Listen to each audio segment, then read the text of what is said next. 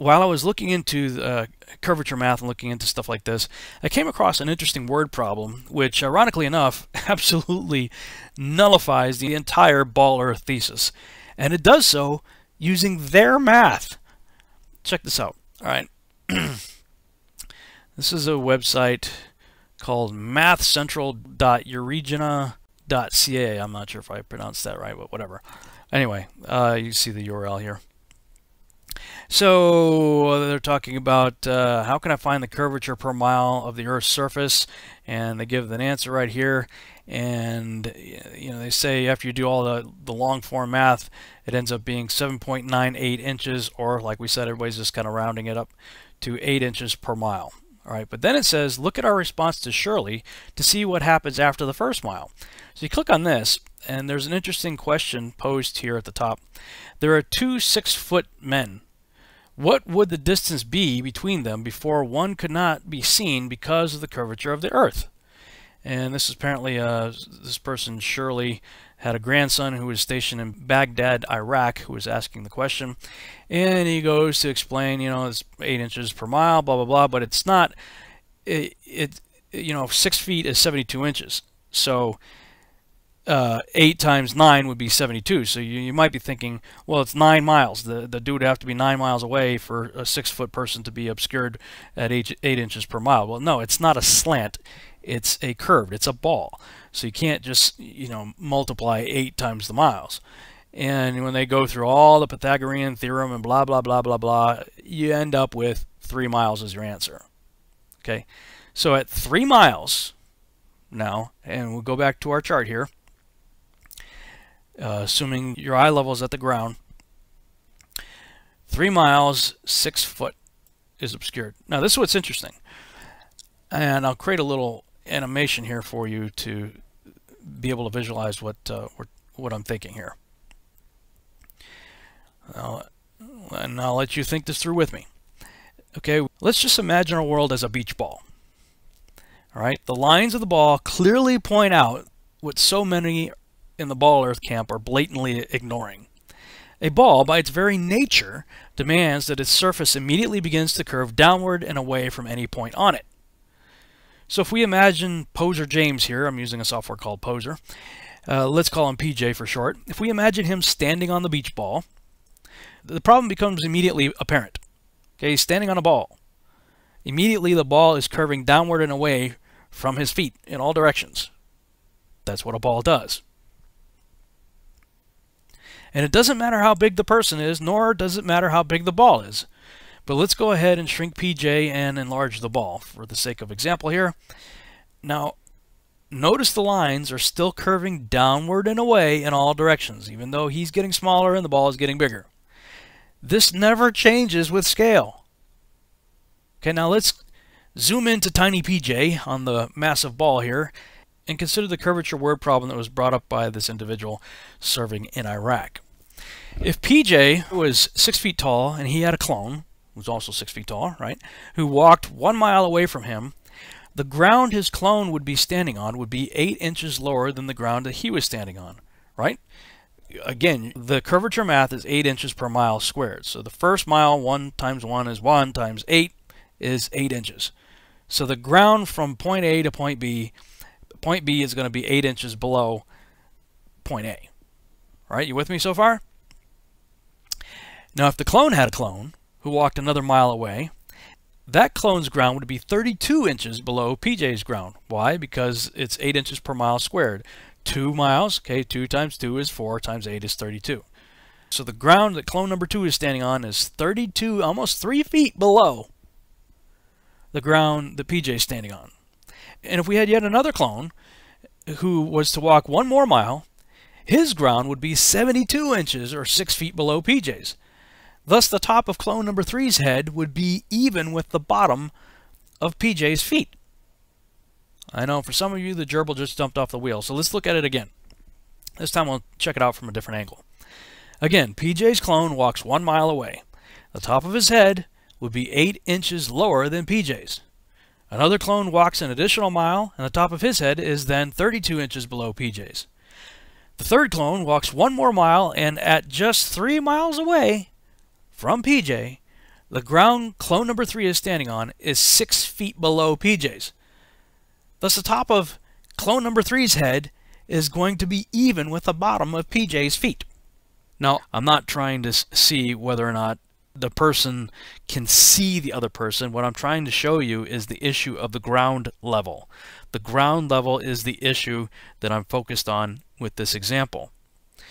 Because if clone number 3's ground is 72 inches below the ground that PJ is standing on, it's going to be physically impossible for PJ to look straight ahead or to the left or the right or behind him and ever expect to see the horizon at his eye level. It cannot be done. I'm going to say it again.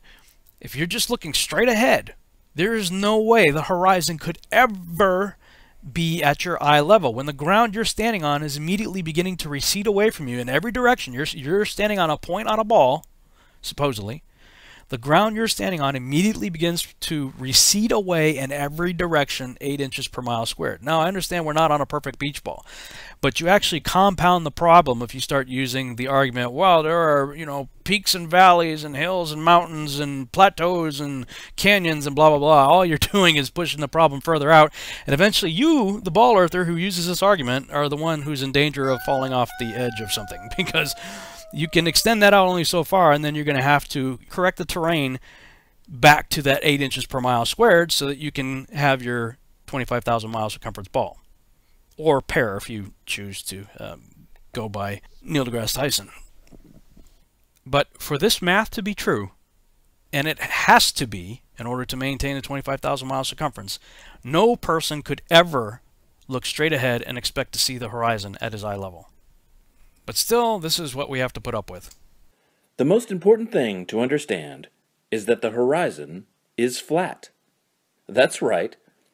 From our vantage point, even from a high mountain or an airplane, the horizon is flat. Flat earthers, and also many globalists, for lack of a better term, seem to think that the horizon should look curved to us. That's flat wrong. And I think this is the single biggest reason there even is a flat earth community, the biggest source of confusion. You are expecting to see a curve where there is none to be seen. You are looking for the wrong thing. To picture what I mean, look at this orange. If I take a thin slice of it, I get a round disc. The edges of it, where the knife cut through, is a flat circle. That is what you see when you look at the horizon, the edges of a circle. The edges don't curve side to side, they run straight across our view. And since we are always in the center of the circle, they don't curve down. My first question is, why is this dude wearing fingernail polish? But, I guess everybody's entitled to their thing. But my other observation was, after he said, if I take an orange and slice it off, sorry, you can't do that. If your orange is representing the Earth, you've got to leave its spherical nature intact. You can't slice off the top of the sphere that you're using as your example and then say, that's why everything's flat, because I just sliced off the curve. I don't know. Anyway, let's go back to Captain Fingernail Polish and see what other piece of amazing logic he has for us. When you can see the horizon in all directions, it is the same distance away in all directions. So when you spin around, it looks exactly like a straight line and comes back around to join itself. Think about that. If it were curved down, it would not come back around and join itself at the same level. Exactly.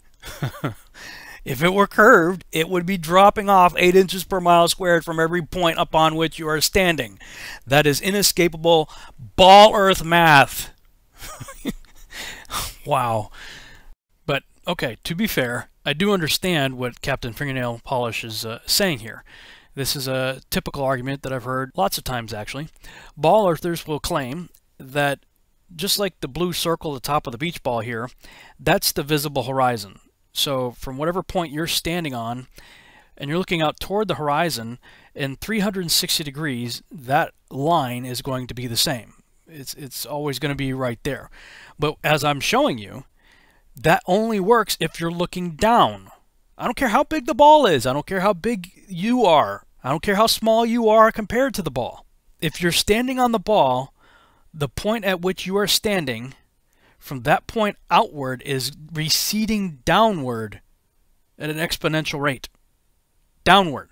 Which means you can never look out to this mystical circle out in front of you at eye level. It cannot be. It can't happen. So this whole idea right here, while in principle it sounds good, looks good, but it's a myth. It does not exist in the observable, testable, and repeatable example of reality. According to Pythagorean math, the 25,000-mile circumference ball Eratosthenes invented does not allow for us to ever be able to see the supposed edge of a horizon that presents itself at eye level.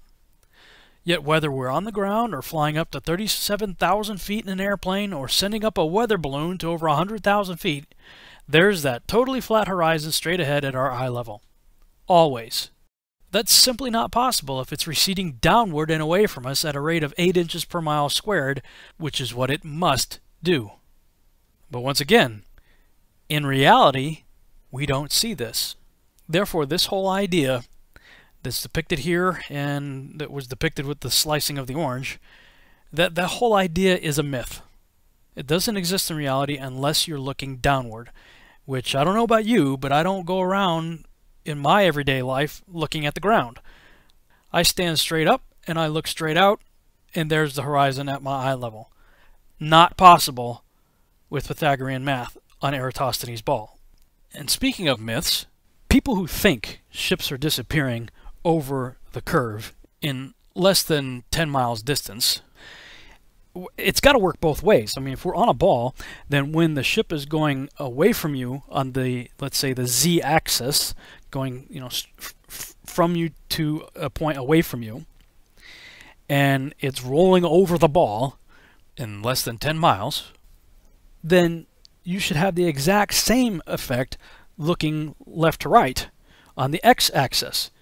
You should be seeing ships rolling up to the top of the ball and rolling down on the lateral x-axis. I mean, if it's a ball, they got to be rolling both ways, away from you and side to side.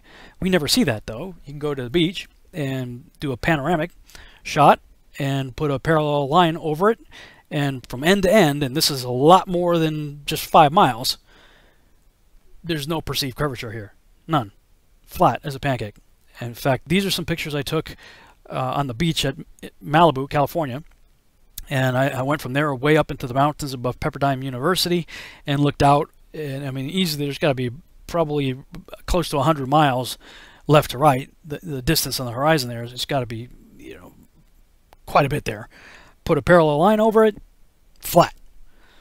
So you can't have it both ways. You can't say ships are rolling over the ball on the z-axis without having the same exact perception on the x-axis. I was thinking about that while we were on Lake Michigan. We were on the east coast of the lake looking toward the west.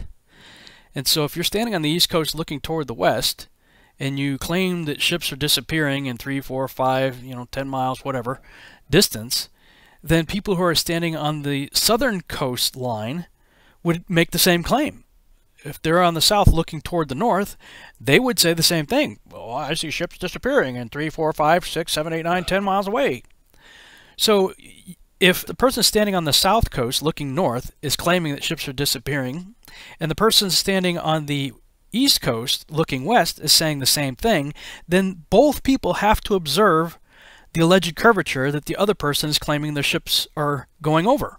Therefore, like I said, this whole idea of the eye-level horizon being equal, as depicted here, or as depicted when you slice off a piece of an orange, is a myth. All right, let's continue. There's a handy website that will calculate the distance to the horizon for any viewing height, and it also tells you how much of an object will be hidden behind the horizon if it's past the horizon. The site is metabunk.org/curve.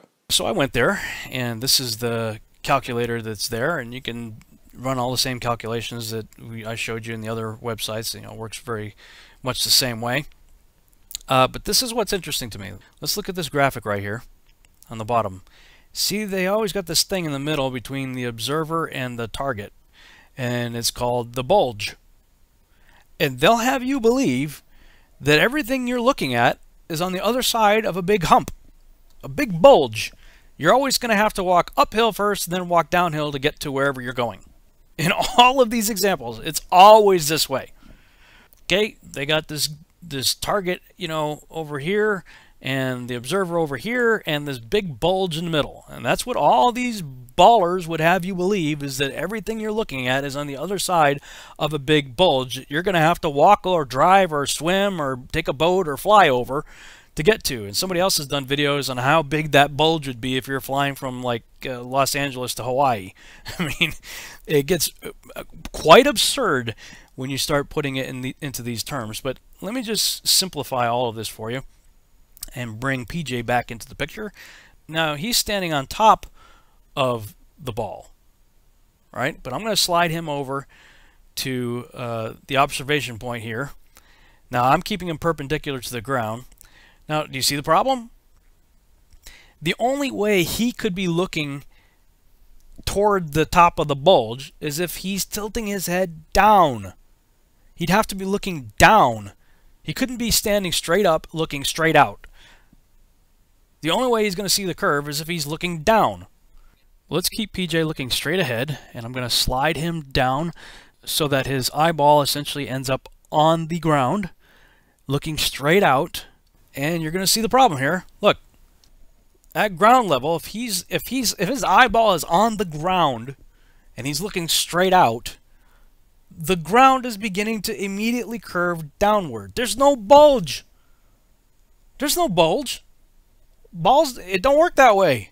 If you're standing perpendicular on top of it, and then you point on the ball, but yet every single curvature chart you're going to find is going to show this same kind of nonsense, where they either have the observer or the target at ridiculous angles, or they're forcing the observer to look downward, such as in this example. But there's also plenty of others that depict essentially the same thing. In fact, if you go back to the Channel 57 ABC News Report, Skyline Skepticism, the Lake Michigan Mirage, you remember the weatherman said, now we have a lot of web extras with this story. Log on to abc57.com after this newscast. You can see the time lapse, a short lecture by Dr. Rennie, and how you can calculate how far you can see to the horizon based on your location.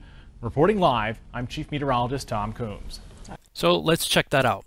Here on the website, scroll down, and he's got this link right here. How far away is the horizon? If you click on that, it takes you to this page right here.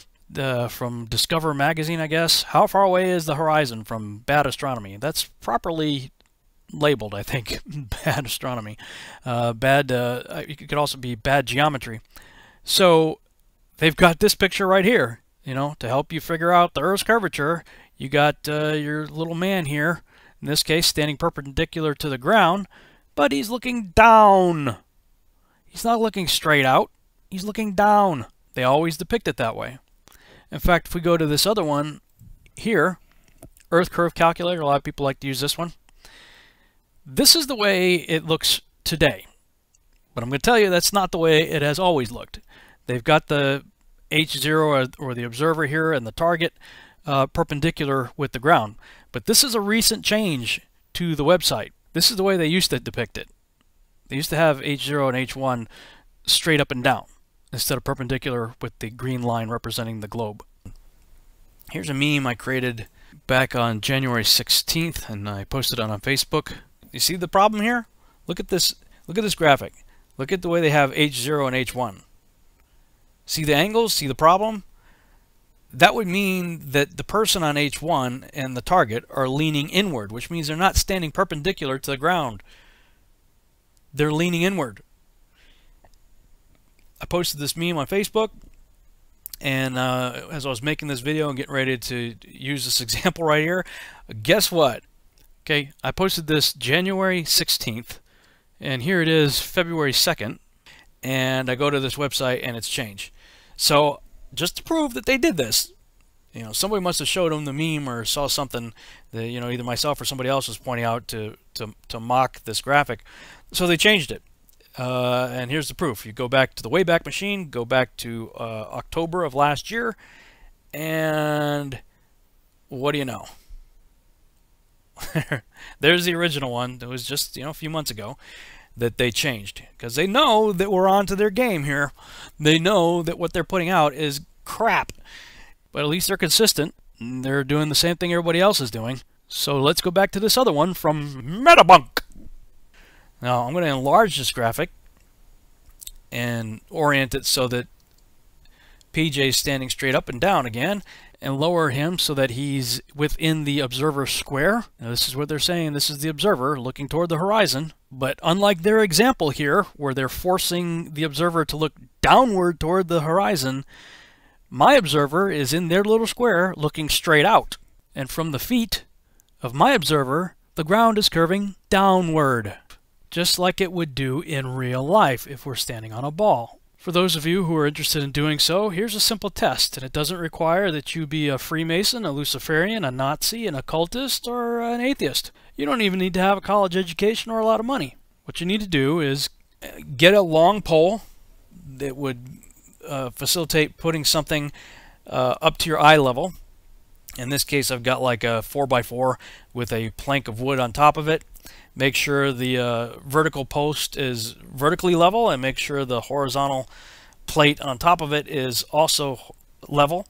And then go get some paper towels. Use the paper towel tube. You can even keep the paper towels on it if you want to.